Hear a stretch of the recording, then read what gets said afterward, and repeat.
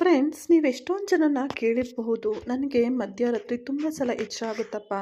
Especially ಬೆಳಗಿನ ಜಾವ 3 ಗಂಟೆ 4 ಗಂಟೆ ಟೈಮಲ್ಲಿ ತುಂಬಾ ಎಚ್ಚರ ಆಗುತ್ತೆ, ಪದೇ ಪದೇ ನಿದ್ದೆನೇ ಬರಲ್ಲ, ತುಂಬಾ ಡಿಸ್ಟರ್ಬೆನ್ಸ್ ಇದೆ ಅಂತ ಹೇಳ್ತಾರೆ. ಕೆಲವೊಬ್ಬರು ಸೈಂಟಿಫಿಕಲಿ ನೋಡಿದರೆ ಮೋಸ್ಟ್ಲಿ ವರ್ಕ್ ಪ್ರೆಷರಿಂದನೋ ಅಥವಾ ಏನಕ್ಕೂ ನಿದ್ದೆ ಬರ್ತಾರಲ್ಲ, ಏನೋ ಟೆನ್ಷನ್ ಇರುತ್ತೆ ಅಂತ ಹೇಳ್ತಾರೆ. ಬಟ್ ಆದರೆ ಮೂಢನಂಬಿಕೆ ಅಂತ ಹೇಳಿ ಕೆಲವೊಬ್ಬರು ಕರೆಯೋದಾದರೂ ಕೂಡ ಅದು ಕೆಲವೊಮ್ಮೆ ಸತ್ಯ ಅಂತ ಇರುತ್ತೆ. ಅದ್ರ ಪ್ರಕಾರ ಒಂದು ಕಾರಣಗಳು ಕೂಡ ಇರುತ್ತೆ ಅಲ್ವಾ, ಅದನ್ನು ಕೂಡ ನಾವು ತಿಳ್ಕೊಬೇಕಾಗುತ್ತೆ. ಯಾಕಂದರೆ ಯಾವಾಗಲೂ ಕೂಡ ನಾವು ಸೈಂಟಿಫಿಕಲಿನೇ ಎಲ್ಲದನ್ನು ನೋಡೋಕೆ ಹೋಗ್ತೀವಿ ಅಂತ ಅಂದಾಗ ಎಷ್ಟೋ ಪ್ರಶ್ನೆಗಳಿಗೆ ಉತ್ತರನೇ ಸಿಗಲ್ಲ. ಹಾಗೆ ಹಿಂದಿನ ಕಾಲದಲ್ಲಿ ಏನು ಹೇಳಿರ್ತಾರಲ್ವ ಅದು ತಪ್ಪು ಅಂತ ಹೇಳಿ ಕೂಡ ನಾವು ನಿಜವಾಗ್ಲೂ ಹೇಳೋಕ್ಕಾಗಲ್ಲ ಅಲ್ವಾ. ಸೊ ಬನ್ನಿ ಇವತ್ತು ಈ ವಿಚಾರದ ಬಗ್ಗೆ ಮಾತಾಡೋಣ. ಹಾಗೆ ನಿಮಗೂ ಕೂಡ ಇದೇ ತೊಂದರೆ ಇದ್ದರೆ ದಯವಿಟ್ಟು ಈ ವಿಡಿಯೋನ ಎಂಡ್ವರೆಗೂ ನೋಡಿ, ಅಥವಾ ನಿಮ್ಮ ಫ್ರೆಂಡ್ಸ್ ಅಥವಾ ಫ್ಯಾಮಿಲಿಲಿ ಯಾರಾದರೂ ಈ ಥರ ಸಫರ್ ಆಗ್ತಾ ಇದ್ದಾರೆ ಅಂದರೆ ದಯವಿಟ್ಟು ಅವ್ರಿಗೂ ಕೂಡ ವಿಡಿಯೋನ ಶೇರ್ ಮಾಡಿ. ಇವತ್ತಿನ ವಿಡಿಯೋ ಇಷ್ಟ ಆದರೆ ಲೈಕ್ ಮಾಡಿ, ಶೇರ್ ಮಾಡಿ, ಕಮೆಂಟ್ ಮಾಡಿ, ಹಾಗೆ ಚಾನಲ್ ಸಬ್ಸ್ಕ್ರೈಬ್ ಮಾಡೋದನ್ನು ಮರಿಬೇಡಿ.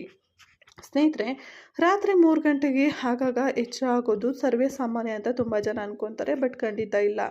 ಪ್ರತಿನಿತ್ಯ ಮುಂಜಾನೆ ಸುಮಾರು 4ರಿಂದ 5:30ವರೆಗಿನ ಸಮಯವನ್ನು ನಾವು ಬ್ರಾಹ್ಮ ಮುಹೂರ್ತ ಸಮಯ ಅಂತ ಹೇಳಿ ಕರಿತೀವಿ.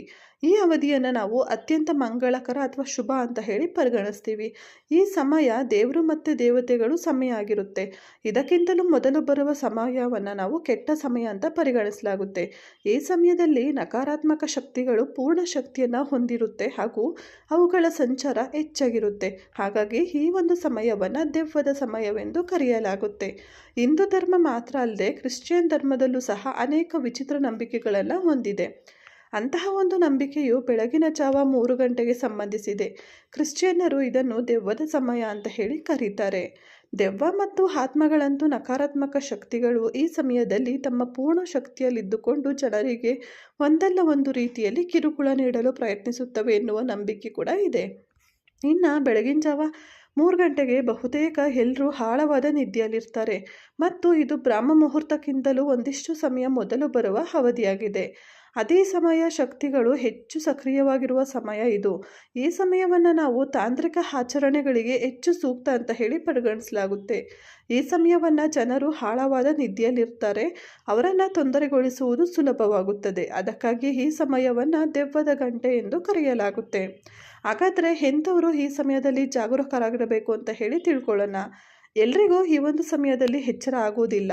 ಕೆಲವೊಂದು ಜನರಿಗೆ ಮಾತ್ರ ಪ್ರತಿದಿನವೂ ಚಾಚು ತಪ್ಪದೆ ಮಧ್ಯರಾತ್ರಿ 3 ಗಂಟೆ ಸುಮಾರಿಗೆ ಎಚ್ಚರ ಆಗುತ್ತೆ. ಅಂತಹ ಸಂದರ್ಭದಲ್ಲಿ ನೀವು ಜಾಗರೂಕರಾಗಿರಬೇಕು ಮತ್ತು ನಿಮ್ಮ ಜೀವನದಲ್ಲೂ ಈ ರೀತಿ ಆಗುತ್ತಿದ್ದರೆ ತಕ್ಷಣವೇ ಪಂಡಿತರನ್ನು ಭೇಟಿ ಮಾಡಬೇಕು.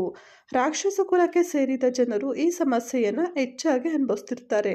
ಆದರೆ ಈ ಜನರು ಅಂತಹ ವಿಷಯಗಳಿಗೆ ಹೆದರೋದಿಲ್ಲ. ತಮ್ಮ ಜಾತಕದಲ್ಲಿ ಚಂದ್ರನೊಂದಿಗೆ ರಾಹು ಅಥವಾ ಕೇತು ಇರುವ ಜನರು ಸಹ ಈ ಸಮಸ್ಯೆಯನ್ನು ಅನುಭವಿಸ್ತಾ ಇರ್ತಾರೆ. ಇನ್ನು ಮಧ್ಯರಾತ್ರಿ 3 ಗಂಟೆ ಸುಮಾರಿಗೆ ಪ್ರತಿನಿತ್ಯ ಹೆಚ್ಚಾಗ್ತಿದ್ರೆ ಏನು ಮಾಡಬೇಕು ಅಂತ ಕೇಳೋದಾದರೆ ಇಲ್ಲಿದೆ ಅದಕ್ಕೆ ಸೊಲ್ಯೂಷನ್ಸ್.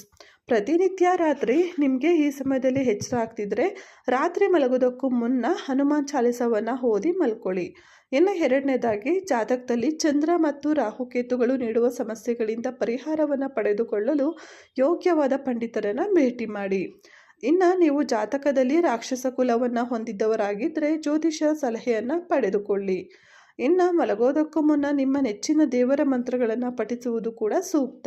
ಈ ಸಮಯದಲ್ಲಿ ನಿಮ್ಮ ದಿಂಬಿನ ಕೆಳಗೆ ಚಾಕು ಅಥವಾ ಯಾವುದೇ ಈ ಥರ ಚೂಪಾದ ವಸ್ತುವನ್ನು ಇಟ್ಟುಕೊಂಡು ಮಲಗಬೇಕು. ಮಧ್ಯರಾತ್ರಿ 3 ಗಂಟೆಯ ಸಮಯದಲ್ಲಿ ಪದೇ ಪದೇ ಹೆಚ್ಚಾಗುವುದು ಸರಿಯಲ್ಲ. ಕೆಲವೊಂದು ಸಮಯದಲ್ಲಿ ಯಾವುದೋ ಒಂದು ಕಾರಣದಿಂದಾಗಿ ನಮಗೆ ಈ ಸಮಯದಲ್ಲಿ ಎಚ್ಚರ ಆಗ್ಬೋದು. ಆದರೆ ಪದೇ ಪದೇ ಈ ಸಮಯದಲ್ಲಿ ಎಚ್ಚರ ಆಗ್ತಿದ್ರೆ ಅದನ್ನು ಶುಭ ಅಂತ ಹೇಳಿ ಪರಿಗಣಿಸೋಕೆ ಸಾಧ್ಯ ಇಲ್ಲ.